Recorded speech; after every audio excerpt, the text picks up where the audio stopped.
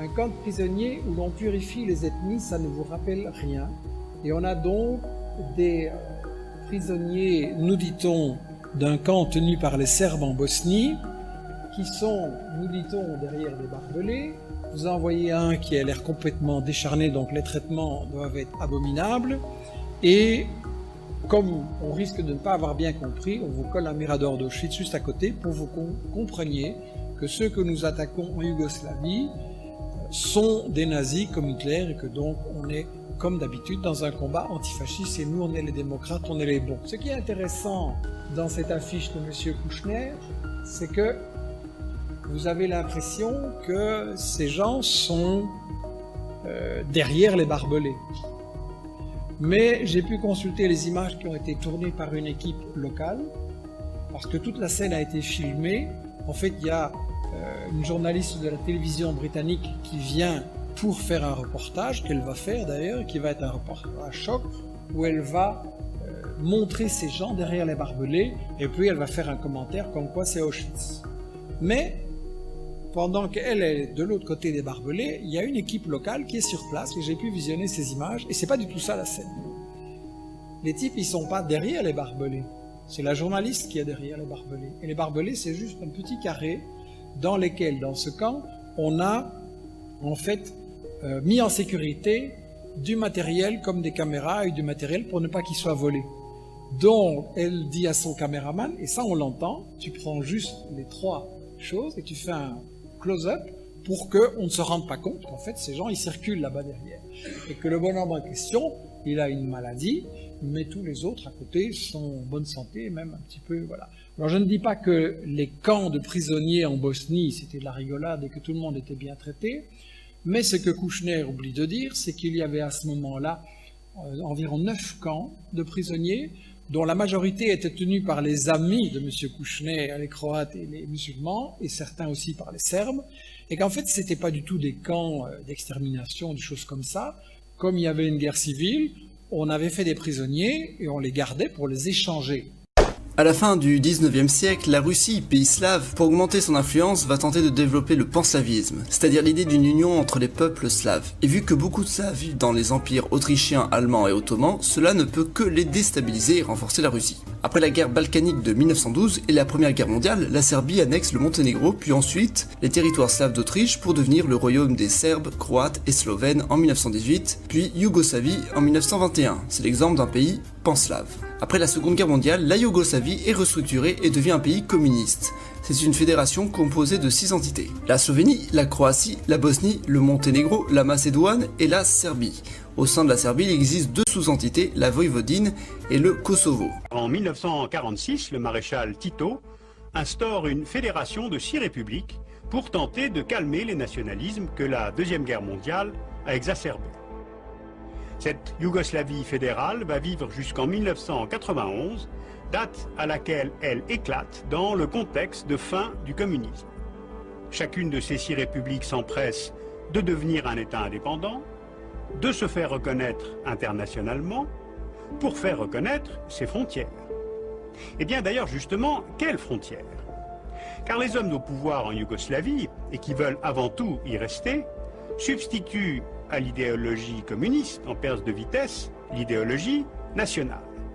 Donc cette guerre va être mise en œuvre par des hommes qui s'appuient sur le constat que les enveloppes territoriales de ces républiques ne correspondaient pas à la répartition des populations. On le voit bien ici sur cette carte, en Bosnie, en 1991, avant le déclenchement de la guerre, la répartition des populations est de 43% de Bosniaques, 17% de Croates, 31% de Serbes, plus évidemment des populations mêlées dans de nombreuses régions. Eh bien, la fin que recherchent chefs militaires et dirigeants politiques, c'est instaurer une continuité territoriale avec la Croatie d'un côté et avec la Serbie de l'autre. Et le moyen, c'est la purification ethnique. Partout où il y a un Croate, instaurer une souveraineté croate. Partout où il y a un Serbe, instaurer une souveraineté serbe. Donc, toute population non serbe est déplacée de force ou tuée. Cette guerre en Bosnie n'était pas une guerre civile. Elle n'était pas due à une malédiction balkanique, non. les populations civiles sont directement visées parce qu'elles sont l'enjeu. Or, les réactions en Europe sont hésitantes. En fait, personne n'a envie de faire la guerre, ni les dirigeants, ni les opinions publiques. Et d'ailleurs, il n'y a rien à défendre en Bosnie. Sûrement pas 9% des réserves mondiales du pétrole, comme au Koweït.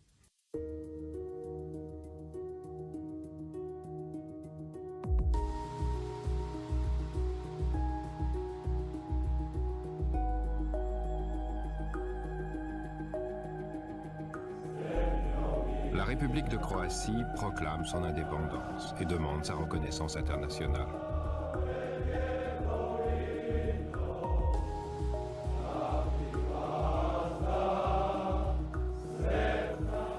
Pozivamo sve vlade i parlamente svih država da prihvate i priznaju čin slobodne odluke hrvatskog naroda, čin slobode kojim još jedan narod hoće postati punopravnim članom međunarodne zajednice slobodnog svijeta.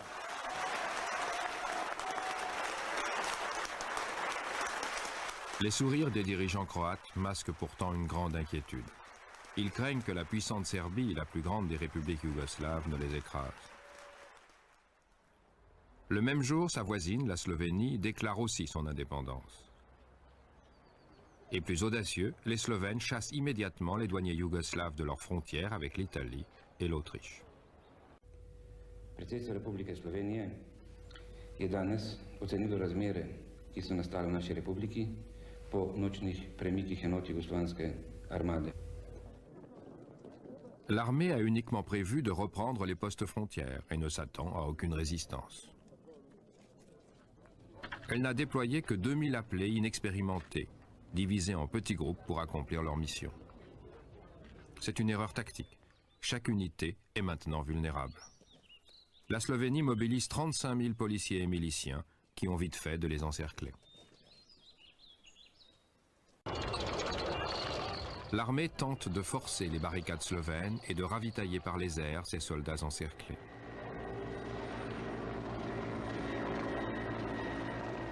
Les Slovènes enfoncent le clou.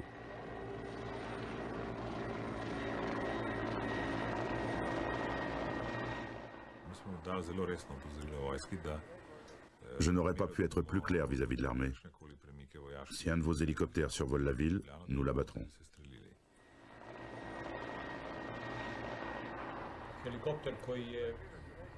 On a envoyé un hélicoptère de mon régiment pour aller chercher du ravitaillement. Quand il a été touché, on l'a entendu. On l'a senti s'écraser au sol.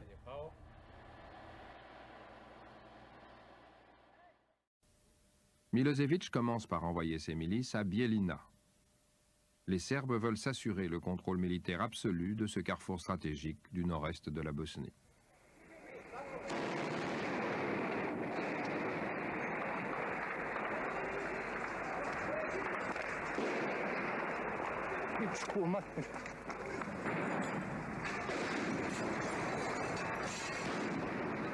Grâce à leur armement lourd, ils prennent la ville en 3 jours. Puis, ils arrêtent les militants du parti musulman.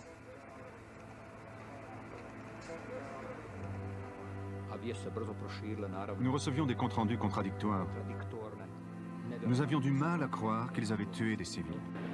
Izetbegovic demande à la police et aux milices bosniaques de défendre le pays.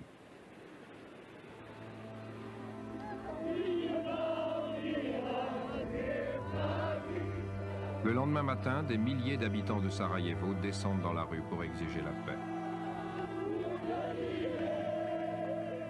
Ils voient la tradition de tolérance de la ville, où le nombre de mariages mixtes est le plus élevé de toute la Yougoslavie, en danger de mort.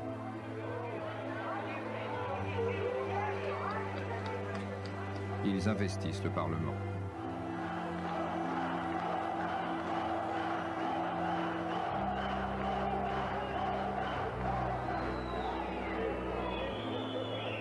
Vlada se raspala, narod je prepušten sam sebi.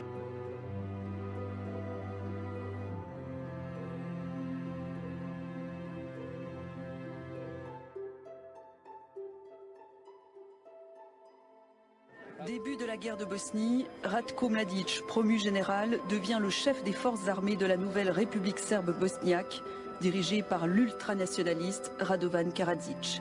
Obsédé par le mythe de la Grande Serbie, Mladic transforme les milices serbes en véritable armée qu'il lance à la conquête de la Bosnie-Herzégovine. Son objectif, chasser les musulmans de cette terre. Partout où il y a une tombe serbe, la terre est serbe, dit-il. En 3 mois, ses troupes conquièrent les 3/4 du territoire bosniaque. Il met en œuvre la pire campagne de purification ethnique menée en Europe depuis la Seconde Guerre mondiale.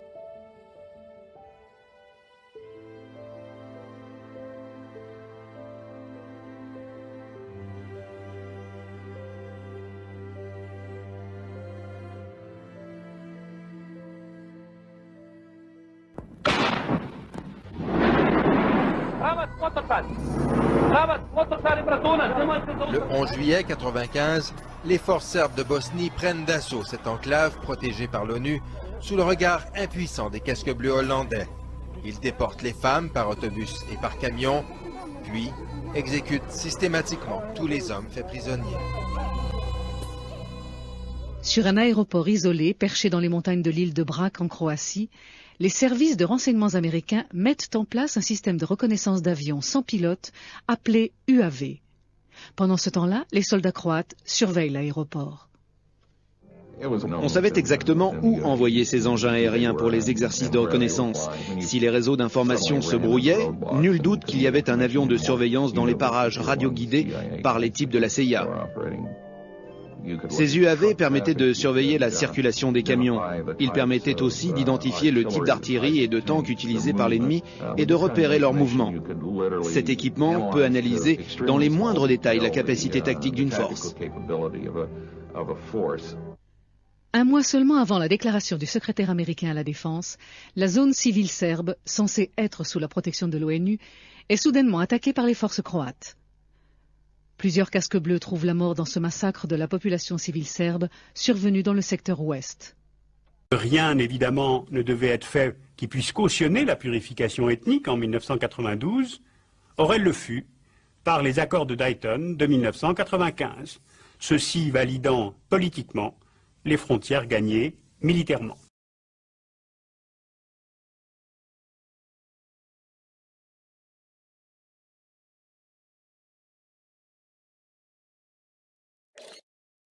De 1998 à 2000, le conflit au Kosovo a fait plus de 13 000 morts, sans compter le nombre de personnes tuées sur le territoire de la Serbie et du Monténégro. Il oppose les Serbes et les Albanais du Kosovo sur le territoire de la Serbie, autrefois appelée Yougoslavie. Et sur la route des Balkans, le Kosovo. Ces 5 dernières années, plusieurs centaines de Kosovars ont rejoint l'Irak et la Syrie pour combattre aux côtés de Daesh. Dans ce petit pays où la pauvreté domine, le taux de recrutement des combattants est particulièrement élevé.